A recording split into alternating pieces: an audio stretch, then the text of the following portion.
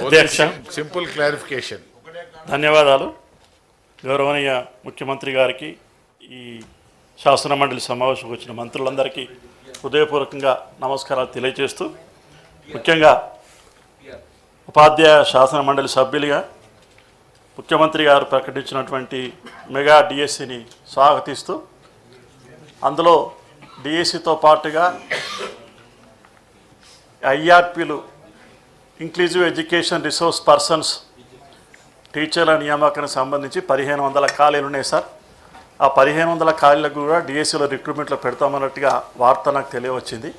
కానీ ఆ ప్లేసులో 738 మంది 16 సంవత్సరాల నుంచి పనిచేస్తున్నారు సార్.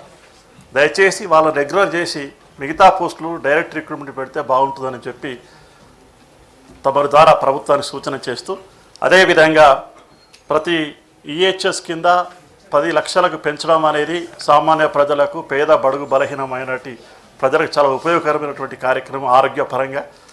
అది మా ఉద్యోగోపాధ్యాయులకు సంబంధించి కూడా ఈహెచ్ఎస్ కార్డులు పెండింగ్లో ఉన్నాయి సార్. గత పిఆర్సీ 1% బేసిక్ పే తీసుకొని ఉద్యోగులకు ఉచిత హెల్త్ కార్డులు ఇవ్వాలని చెప్పి ప్రతిపాదన చేసింది పిఆర్సీ కమిటీ.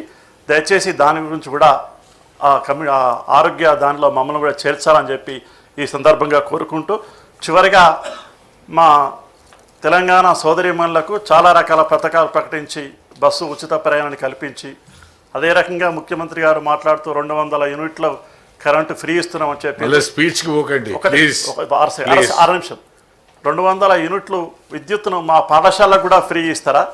లేకపోతే గత ప్రభుత్వం 600 పాఠశాలకు సోలార్ ద్వారా విద్యుత్ ఇచ్చే ప్రాజెక్టు స్టార్ట్ చేసినది.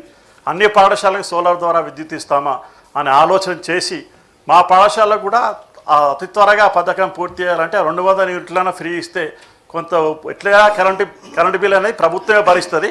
ఆలోచించాల్సిందిగా ఈ సందర్భంగా కోరుతూ ముగిస్తున్నాను.